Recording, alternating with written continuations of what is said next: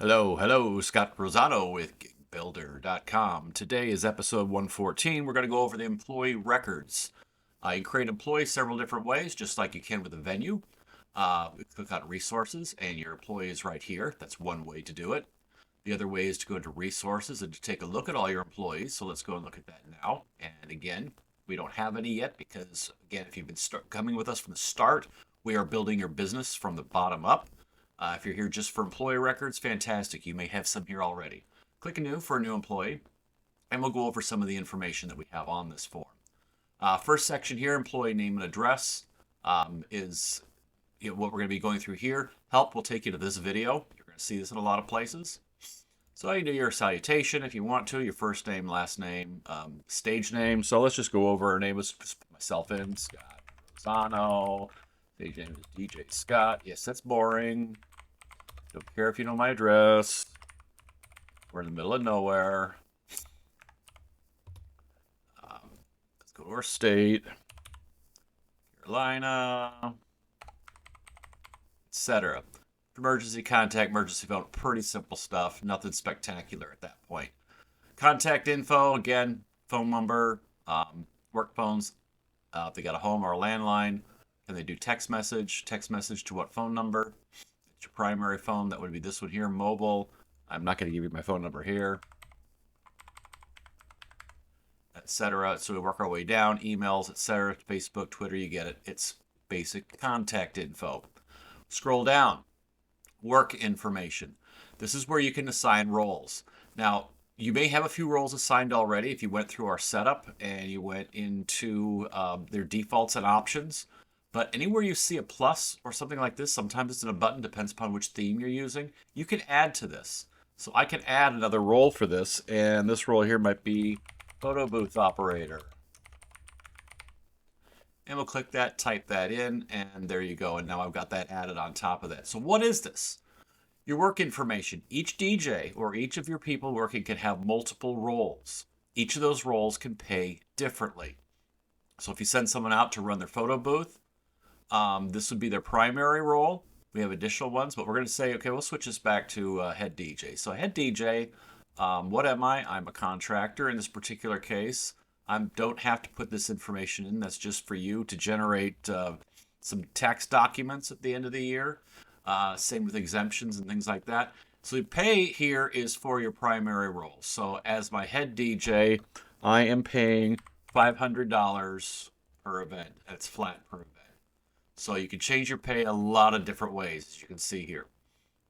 And Gigbuilder will compute your gross pays and all that on here.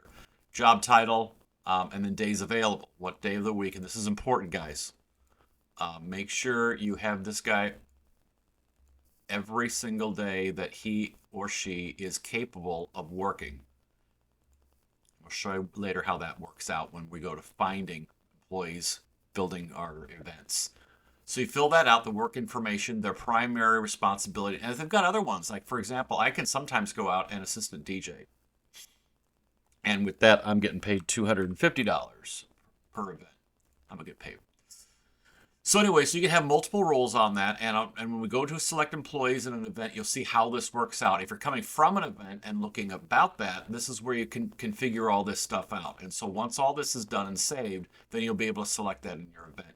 Going forward, Gigbuilder access. How is your employee going to be able to get access to Gigbuilder, and what can we give them? They have to have a word. They have to have a login ID. It's always going to be your username underscore followed by a one-word username for them.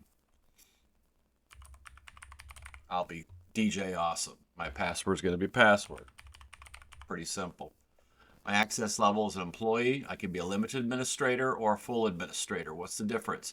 Employee goes to a separate portal. Limited administrator gives them access to your specific Gigbuilder, but they cannot make any setup changes. And full administrator has the same rights you do. So event filter, how many do you want them to see? Display all events, display up to 5, up to 10, so they don't see what's going on so far in the future. A lot of people requested this, so just default what you want. Edit permissions, can you edit them? Can you log in as a client? We'll log in as a client. Restrictions, there we go. Do you want to hide the client phone numbers on them? And do I want to hide the client email addresses? Maybe not. So when they log in as a client, they won't be able to see some of this information and therefore contact them directly. It depends upon how you work with your subcontractors. Um, Again, event contacts, we can have information in there.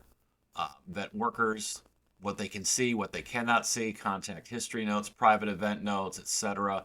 So it really narrows it down to what each person can see and do. Some miscellaneous info and facts, birthday, wedding date, license. None of this information really does anything in Gigbuilder except for maybe sending e-cards based on a wedding date or a birthday. Event notifications, how are you going to notify them of events? This is kind of interesting. There's several ways on here. Admin means only I can assign you. All means clients or admin may select. And that means that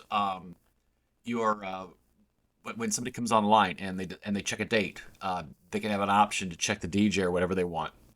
And that would allow you to do that. And then no, they can't be assigned to an event. And you do something else with them there. The approval method is kind of interesting too. The way the approval works is that once they are assigned to an event, they can be instantly assigned. They can be notified. They'll be assigned, but an email will be sent. The employee must accept or decline.